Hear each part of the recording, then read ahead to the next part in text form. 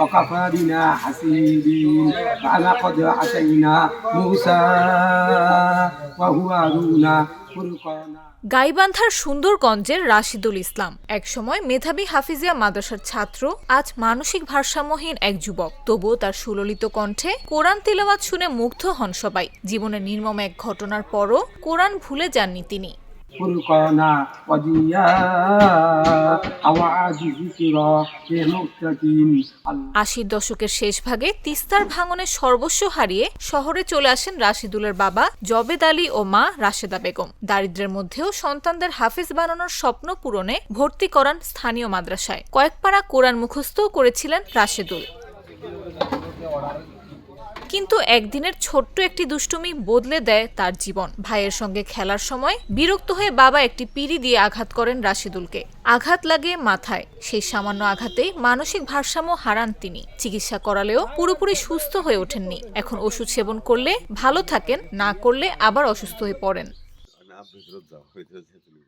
বর্তমানে ফজরের নামাজের পর থেকেই রাশিদুলকে পাওয়া যায় পথঘাটে।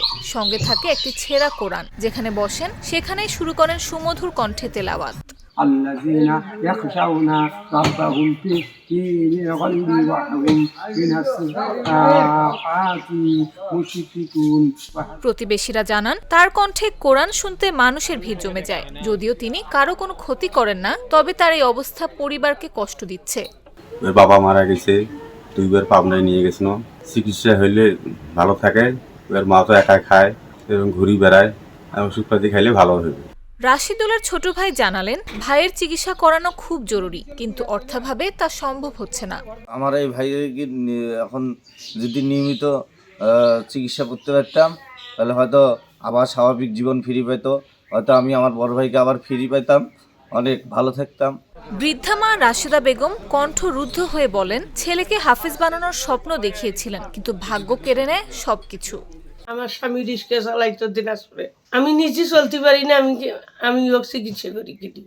পাবনা মানসিক হাসপাতালের চিকিৎসক ডাক্তার মাসুদ রানা জানান, মনোরোগ বিশেষজ্ঞের পরামর্শ ছাড়া চিকিৎসা বন্ধ করা যাবে না। নিয়মিত ওষুধ ও সেবা যত্ন পেলে রাশিদুলের সুস্থ হওয়ার সম্ভাবনা আছে।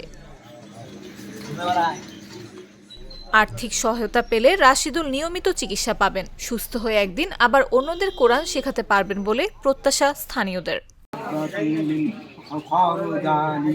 নিউজ ডেস্ক, জাগো নিউজ।